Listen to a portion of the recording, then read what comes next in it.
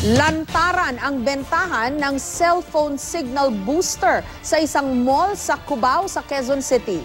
Ipinagbabawal po yan dahil pinahihina nito ang signal ng mga kalapit na cellphone users. Ang resulta, delayed the text messages, paputol-putol na tawag at Wi-Fi connection. May report si John Consulta. Sa surveillance video ng National Bureau of Investigation o NBI, makikita ang pagdagsa ng mga mamimili sa tindahang ito sa loob ng isang mall sa Cubao, Quezon City. Meron 2.5, yung ano, 2G. 3G to eh.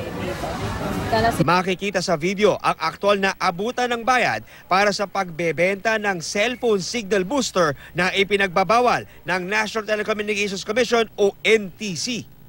Matapos magpositibo ang test buy ng NBI, agad kumilos ang mga ahente at tauhan ng Globe Telecoms na tumatayong complainant. Ito po ay isang buy-bust operation.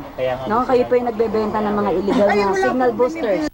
Alam mo bang bawal yung mga booster? Bawal ibenta yung... Hindi ko alam yun.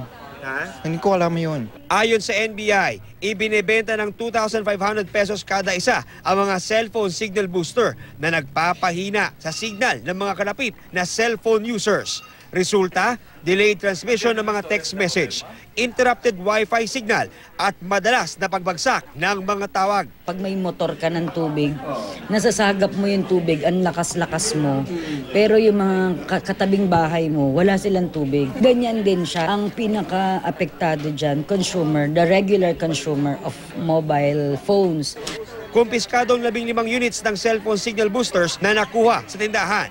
Sinampahan naman ng kasong paglabag sa e-commerce law, Tariff and Customs Code at Access Device Act.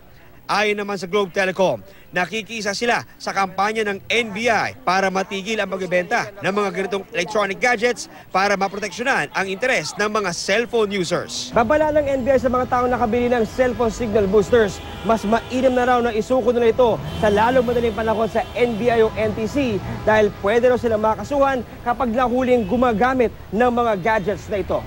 John Consulta, GMA News.